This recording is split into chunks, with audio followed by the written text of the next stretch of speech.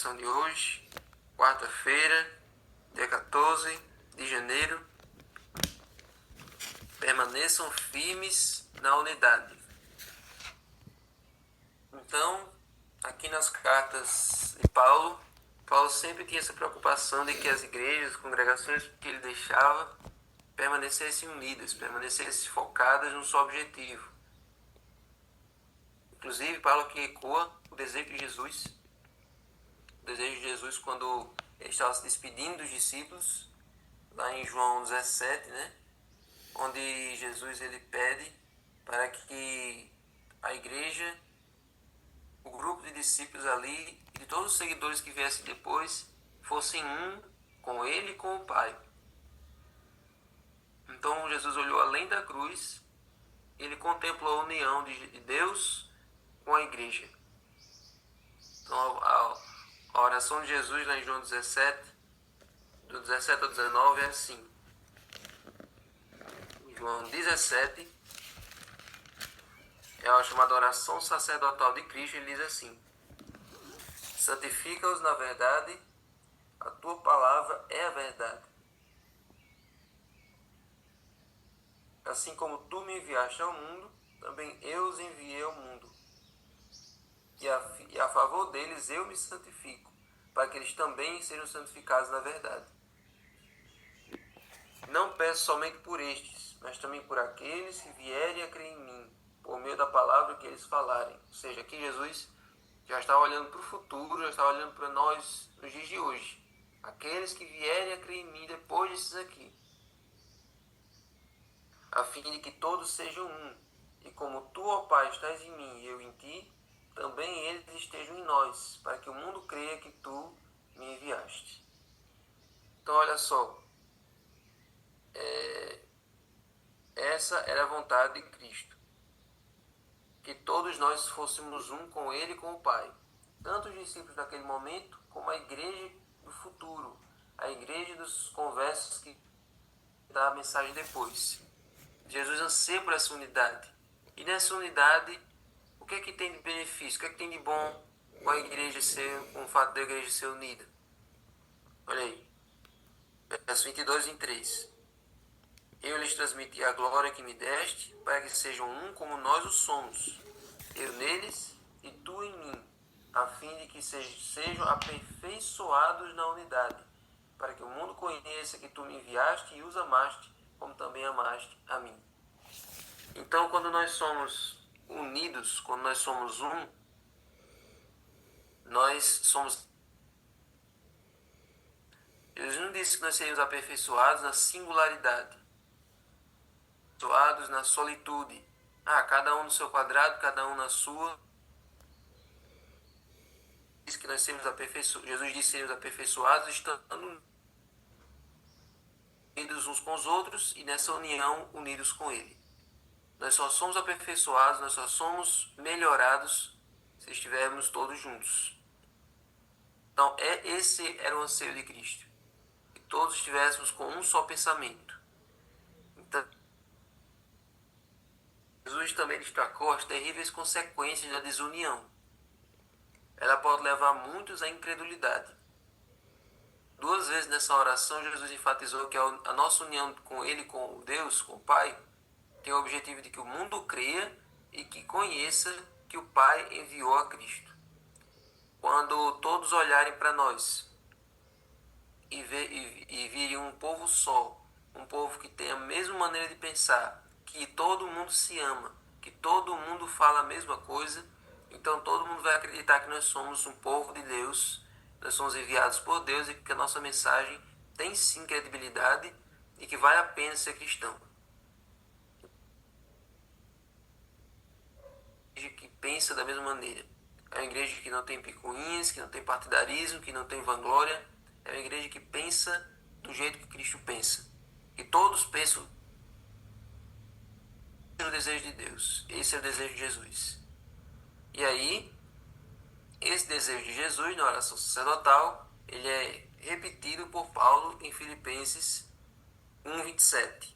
Diz assim: acima de tudo, vivam de modo digno do Evangelho de Cristo. é esse viver de modo digno?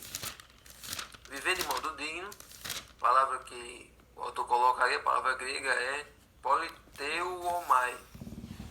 Politeuomai quer dizer viver como cidadão. Mas viver como cidadão de que pátria? Cidadão americano, cidadão francês, cidadão inglês ou cidadão brasileiro? Nenhuma dessas alternativas. Então não importa de onde você mora, não importa de onde você seja, cada cristão ao redor do mundo deve viver como cidadão do céu, da pátria que está esperando por todos nós. Cidadão do reino celestial. E o Sermão do Monte ele mostra. Ele precisa ser pobre em espírito, bem-aventurados os pobres de espírito, as pessoas humildes de espírito, né? Você precisa ser manso. Não é para você quebrar a cabeça com qualquer coisa, para você ter um espírito perdoador, longânimo,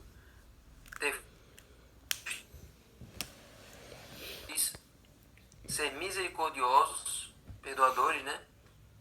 Puros de coração, precisa ser transparente, precisa ter uma alma limpa, pacificador, ou seja, apaziguar os conflitos, e ter a atitude de virar outra face, né? Numa briga você se doar, você não ficar o tempo todo inflando o seu ego, dar outra face, amar os seus inimigos, que para mim é o mais difícil de tudo isso aqui. A gente só ama aqueles que nos amam, que é muito bom. Mas e amar aqueles que nos odeiam? Orar por aqueles que nos perseguem? Bendizer os que nos amaldiçoam? Fazer o bem a quem a gente odeia? Isso aí é o maior princípio do reino de Deus, é o princípio que os cristãos mais... Então, em resumo, é o que está lá em Miqueias 6:8. Pode e andar humildemente com o seu Deus. A Bíblia tem várias vezes essa lista. Olha, essa lista aparece também lá em 1 Pedro. 1 Pedro 3, verso 10, que diz assim: pois aquele que quer amar a vida e ter dias felizes, refreia a língua do mal, evite que seus lábios falem dolosamente, afaste-se do mal e pratique o bem, busque a paz e empenhe-se por alcançá-la. Ou seja, você quer ter dias... O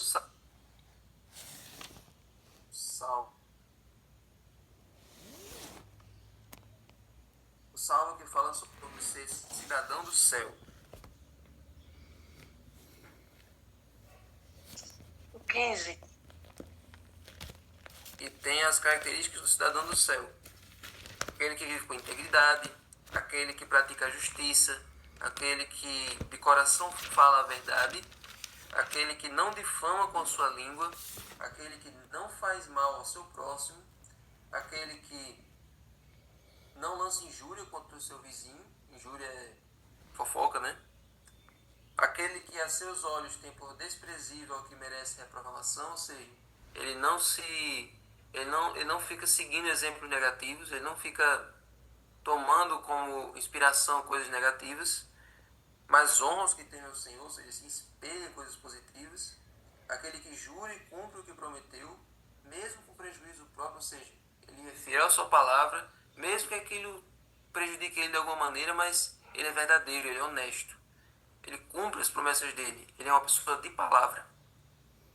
Aquele que não empresta o seu dinheiro com usura, ou seja, com juros excessivos, e nem aceita suborno contra o inocente.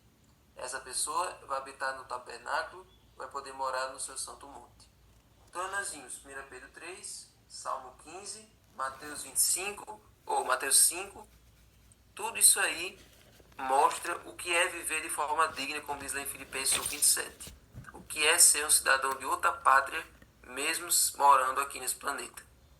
Então, para entrar no céu, nós precisamos desenvolver todas essas características. Isso é nos prepararmos para outro lugar. Isso é nós vivemos com um pensamento em outro país, em outra pátria. Então, esse é o desejo de Jesus. Esse é o desejo de Paulo também. Vamos terminar de ler Filipenses 1:27. Então, vivam de modo digno do Evangelho de Cristo, para que, ou indo até aí para vê-los, ou estando ausente, eu ouça espírito, como uma só alma, lutando juntos pela fé do Evangelho. Ou seja, Paulo estava dizendo assim, olha, eu quero que mesmo eu estando aí ou não estando, vocês sejam um só.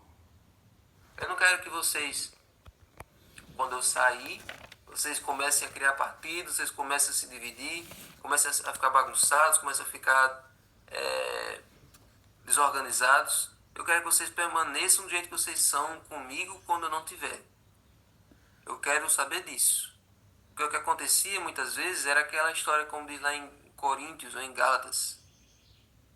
Na igreja de Corinto, ou foi na igreja de Gálatas, teve aquele episódio que o pessoal ficou um partido do lado de Pedro, outro partido do lado de Apolo, outro partido do lado de Paulo. A igreja ficou dividida, apoiando 3 pregadores diferentes. Um apoiando Pedro, outro apoiando Paulo, outro apoiando Apolo. E aí Paulo disse, homem, não é nem por Pedro, nem por Paulo, nem por Apolo, é por Cristo. Vocês têm que defender a causa de Cristo. Não interessa quem foi que pregou para vocês, não interessa quem foi que falou para vocês. Vocês têm que apoiar a causa de Cristo. Não fique carregando a bandeira de um ou de outro pregador. Vocês têm que se espelhar em Cristo. Ele deve ser o maior exemplo de vocês. Então, o que pode acontecer? Às vezes hoje na igreja pode também acontecer isso. Pessoas que defendem um líder, seja ele um ancião, seja ele um pastor, e quando aquele pastor, aquele líder vai embora, aí a pessoa fica viúva, né, daquele líder, e quando chega outra pessoa, a pessoa não quer receber, não quer dar o mesmo respeito que tinha pelo anterior, porque amava demais o anterior, fica com aquele saudoso, diz, se fosse o anterior ele não fazia isso, se fosse o líder anterior ele não diria isso, se o líder anterior estivesse aqui agora. Então a gente fica sempre nessa história, né, de ficar defendendo uma pessoa, e aí fica com esse partidarismo. E aí às vezes aquele líder se afasta, e aí você se afasta também, porque afinal aquele que você se espelhava saiu, então você vai se espelhar nisso também. Enfim, não vem ao caso essa história, mas só para ilustrar que qual é a preocupação de Paulo? Sejam unidos, tenham um só propósito, mesmo quando não estiver aí. Então olha só, a desunião na igreja, é o que ele vai te dizer aqui, a desunião na igreja, ela tem origem no orgulho. Pessoas que não dão o braço a torcer, pessoas que não se submetem, pessoas que têm o rei na barriga, pessoas que se acham melhores do que as outras, com o poder de poder julgar uns aos outros. Então, à medida que o orgulho e a ambição humana foram cultivados, afastou-se o espírito de Cristo e insinuaram-se rivalidade, dissensão e luta para desviar e enfraquecer a igreja. Existem pessoas que têm a mente pequena, pessoas que não têm a mente desenvolvida, que elas ficam disputando, brigando por cargos, como se isso fosse a coisa mais importante do mundo. Não é. É um privilégio, uma honra você desenvolver seus cargos na igreja, Mas as pessoas que brigam, pessoas que fazem boca de urna, que fazem discussões, brigas, partidos dentro da igreja para conseguir um cargo, conseguir um status numa igrejinha. Gente, isso não faz sentido, isso não tem lógica, isso não é pensamento de pessoa adulta, pessoa civilizada. Então, a desunião ela tem origem no orgulho. Nós vimos, quem estava na vigília naquele dia, lá na igreja, quem assistiu pelo Zoom, vocês viram que teve aquela conferência de Minneapolis, em que Ellen White tinha grande expectativa de que naquela conferência de 1888 o Espírito Santo fosse derramado e que a igreja saísse dali pipocando para pregar o evangelho para o resto do mundo. Então Ellen White tinha a esperança de que em Minneapolis a chuva ceruleira fosse derramada e que a igreja se preparasse para a volta de Jesus. Só que o que aconteceu? Quando ela chegou lá, ela percebeu que o Espírito que reinava lá não era o Espírito de Cristo. Os líderes da igreja começavam eles invejavam uns aos outros, ficavam tirando onda, ficavam mangando, eles ficavam fofocando durante a reunião, tinha espírito de ciúme, tinha espírito de contenda, as pessoas falavam com um tom de briga, com um tom de ameaça, com um tom agressivo, duvidavam até do ministério profético dela. Enfim, ela começou a perceber que o espírito que reinava ali não era um espírito bom.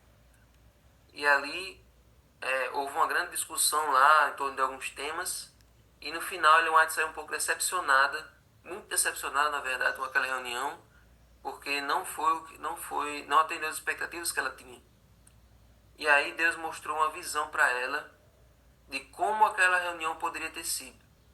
E aí nessa reunião Deus mostrou para ela todos juntos unidos estudando a Bíblia, todos juntos em oração, e também as pessoas, os delegados lá da reunião se levantavam, se abraçavam, pediam perdão publicamente uns aos outros, de forma que todo mundo que participava daquela reunião ia se confessando uns aos outros, ia se fazendo as pazes, cantavam abraçados, chorando, unidos, porque agora tinham deixado as diferenças de lado e agora pensavam de uma maneira só. E quando essa visão acabou, ela ficou chorando, ela ficou emocionada porque nada do que ela tinha visto era real. A realidade era uma igreja desunida, uma igreja arengueira, uma igreja briguenta, e nada do que ela tinha visto tinha se concretizado. Mas, gente, essa visão que ela teve não se concretizou ali, mas ela pode se concretizar na nossa vida hoje. Se a nossa igreja decidir viver o que aquela visão daquela igreja foi mostrada para Ellen White, nós podemos tornar isso realidade. Nossa igreja não precisa ter o espírito de Minneapolis. A nossa igreja pode seguir o que Jesus queria, o que Paulo queria.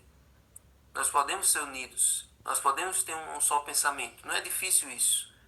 Se todos nós estivermos com os olhos fixos em Jesus, nós vamos para o caminho para onde ele vai, nós vamos seguindo ele para onde ele anda. Deixemos o orgulho de lado. Digo já, Socorro, bota aqui no chat. Deixemos o orgulho de lado, deixemos o egoísmo de lado, que nós nos coloquemos no lugar do outro, que sejamos altruístas e que tenhamos em nós o mesmo sentimento que houve em Cristo Jesus.